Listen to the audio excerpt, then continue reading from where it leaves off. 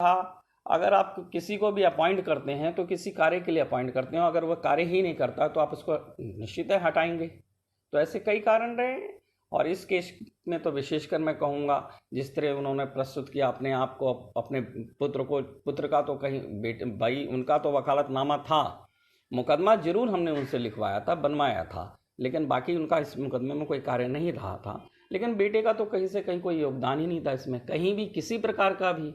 और पिता पुत्र की जोड़ी के नाम पे कई चीज़ें प्रस्तुत की गई और जो मैं समझता हूँ गलत थी। जिसने कार्य किया क्रेडिट उसे मिलना चाहिए। इस सारे मुकदमे में महत्वपूर्ण भूमिका निभाई एडवोकेट शिवम गौर ने, जिसने अपनी आर्गू से सारे ऑर्डर करवाए। लेकिन पता नहीं क्या एलर्जी है किसी को, क्या है कि उसके नाम से कुछ लोग चिढ़ने लगे हैं, जबकि होना नहीं चाहिए। प्रोफेशन है, कोई भी अगर कोई अच्छा करता है तो उसका हौसला बढ़ाया जाता है, उसकी प्रशंसा की जाती है।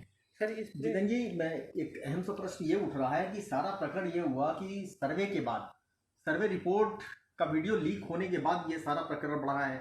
आरोप ये लग रहे थे कि हाँ जैन पिता पुत्र ने कहीं ना कहीं चैनलों के, देखिए अब इसको तो मैं नहीं कह सकता किसने करा, लेकिन हाँ ये चिंता का विषय है और इसीलिए मैंने इसके लिए न्यायालय में भी बाकायदा लिखित। देखिए अधिवक्ता उसमें, जैसा मैंने पूर्व में ही घोषणा कर दी थी, 31 मई को मैंने घोषणा की थी अधिवक्ता हरिशंकर जैन का वकालतनामा निरस्त करना। तो चूँकि अगले दिन कोर्ट की छुट्टी पड़ गई थी, न्यायालय बंद था, औपचारिकता जो थी वो पूरी नहीं हो पाई थी।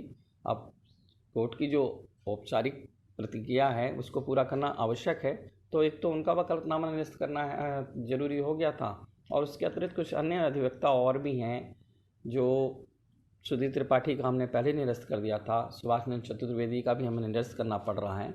हमें जिस तरह चीज़ें चाहिए उस तरह से अनुकूल हमारे हिसाब से हो नहीं पा रही हैं। हालांकि सुभाष जी का बहुत सहयोग रहा, हमारे मित्र भी हैं, लेकिन एज ए एडवोकेट जो हमें चाहिए उस हिसाब से कुछ चीज़ें मैनेज नहीं हो पा रही हैं। और चूँकि हमें ये युद्ध, धर्म युद्ध जो जीतना है, संवैधानिक तरीके से जीतना है, तो उसकी अपनी एक रणनीति होती है, रणनीति के तहत ही ये सारी चीज़ें की जा रही हैं।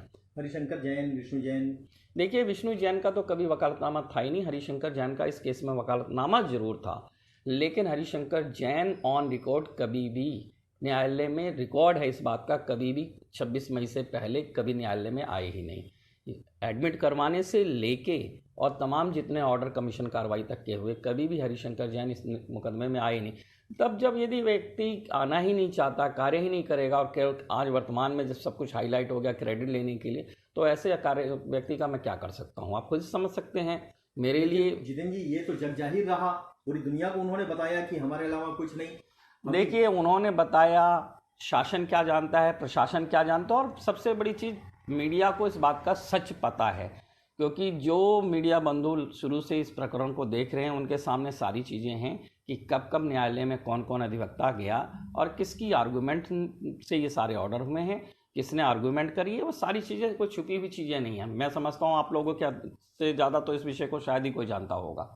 हटाने के पीछे कारण क्या रहा, मैंने बताया, देखिए मैंने स्पष्ट कहा, अगर आप किसी को भी अपॉइंट करते हैं तो किसी कार्य के लिए अपॉइंट करते हो, अगर वह कार्य ही नहीं करता तो आप उसको निश्चित है हटाएंगे। तो ऐसे कई कारण रहे और इस केस में तो विशेषकर मैं कहूँगा जिस तरह उन्होंने प्रस्तुत किया अपने आप को, अपने पुत्र को।